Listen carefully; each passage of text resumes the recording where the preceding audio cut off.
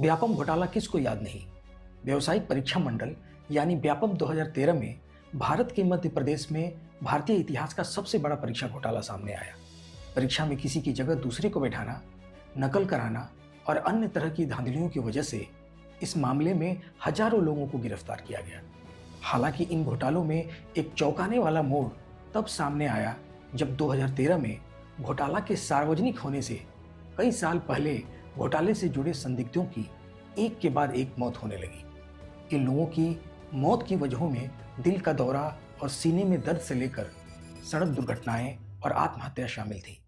स्वतंत्र media report के मुताबिक इस मामले में 40 से अधिक लोगों की मौत हुई। नमस्कार, मैं हूं एमडी मुस्तकीम। साप्ताहिक हलचल में आप सबका स्वागत है और आप देख रहे हैं द रूट्स न्यूज। राष्ट्रीय स्तर पर होने वाली नीट यूजी 2024 की परीक्षा नेशनल टेस्टिंग एजेंसी ने लिया था।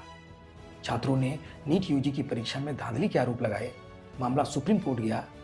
एग्जाम भले ही रद्द न हुआ हो, लेकिन अलग अलग राज्यों से कई लोग गिरफ्तार हुए। यूजीसी नेट की परीक्षा भी रद्द हुई और तो और नीट पीजी की परीक्षा तो महज परीक्षा शुरू होने के 10 घंटे पहले रद्द हुई। हर जगह छात्र अपने अधिकारों के लिए, नौकरी के लिए और रोजगार के लिए लड़ रहे हैं, लेकिन हमारी सरकारें सारी आधारभूत सुविधाओं के बावजूद पेपर लीक होने से माफियाओं को नहीं रोक पा रही है। 56 इंच का सीना होने का दम भरने वाली मोदी सरकार से लेकर राज्य सरकारों तक सभी विफल नजर आते हैं। कौन लोग शामिल हैं इस तरह के स्कैम में? किन लोगों की मिली भगत है? क्या कभी इससे पर्दा उठ पाएगा?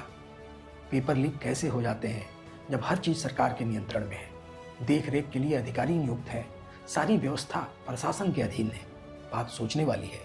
पेपर लीक की इस कड़ी में एक नया अध्याय बीपीएससी 17वीं संयुक्त प्रारंभिक प्रतियोगिता परीक्षा का जुड़ चुका है।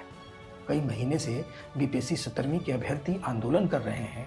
पहले यह आंदोलन नॉर्मलाइजेशन को लेकर शुरू हुआ और अब परीक्षा रद्द कराने को लेकर आंदोलन जारी है। आयोग ने बापू परीक्षा परिसर के अभ्यर्थियों का री एग्जाम करा लिया है, लेकिन फिर भी छात्र गर्दनीबाग पटना में अपनी मांगों को लेकर बैठे हुए हैं। और जन स्वराज के संस्थापक प्रशांत किशोर मेदांता हॉस्पिटल के आईसीयू में भर्ती हैं। एक समय था जब राष्ट्रीय पार्टियों से लेकर क्षेत्रीय दलों तक सभी ने जन स्वराज के संस्थापक प्रशांत किशोर से काम लिया। उनकी इमेज आज भी एक अच्छे रणनीतिकार के रूप में लोगों के मानस में है। उनकी तुलना एक समय में लोग महान अर्थशास्त्री चाणक्य से करने लगे थे।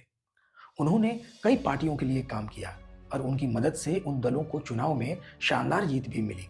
कुछ समय तक वो जेडीयू के अध्यक्ष भी रहे और 2024 के लोकसभा चुनाव से पहले एक प्रपोजल लेकर वो कांग्रेस के पास भी गए।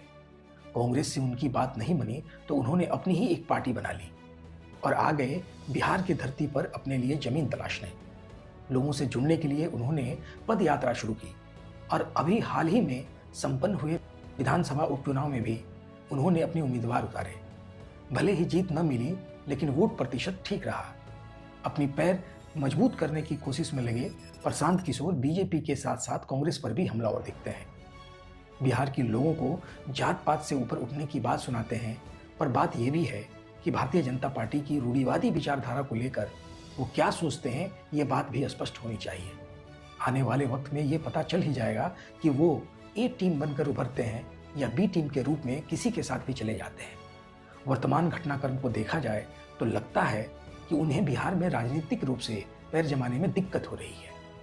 बीपीएससी अभ्यर्थियों के आंदोलन में पप्पू यादव और तेजस्वी यादव समेत तमाम नेताओं ने ट्वीट और भाषणबाजी के अलावा इसमें कूदने की जहमत नहीं उठाई।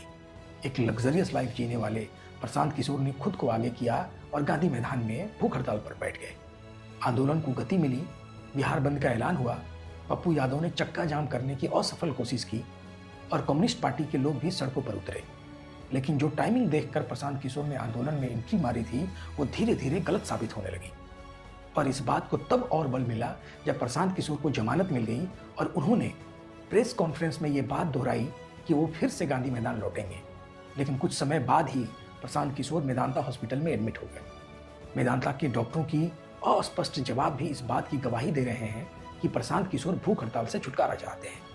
खैर, ये कोई ज़रूरी नहीं कि जो भूख हड़ताल कर सकता हो वही सरकार चला सकता है, वही एक अच्छा राजनेता बन सकता है। लेकिन भारत की राजनीति की धुरी जिस दिशा में करवट ले चुकी है, उस पर प्रशांत किशोर घेरे जाएंगे। उसका मुकाबला वो कैसे करेंगे? एक राजनीतिक व्यक्ति का मत मायने रखता है। क्या रुख होगा उनका? क्या बिहार की फिजा बदलेगी? कौन से नए समीकरण बनेंगे? ये देखना दिलचस्प होगा। आयोग ने री एग्जाम करा लिया है। प्रशांत किशोर आईसीयू में है। स्टूडेंट्स गर्दनी बाग में। सरकार बात करने को तैयार नहीं और आयोग अपने फैसले पर अड़ी है। शिक्षकों और छात्रों ने कोर्ट भी जाने की बात कही है।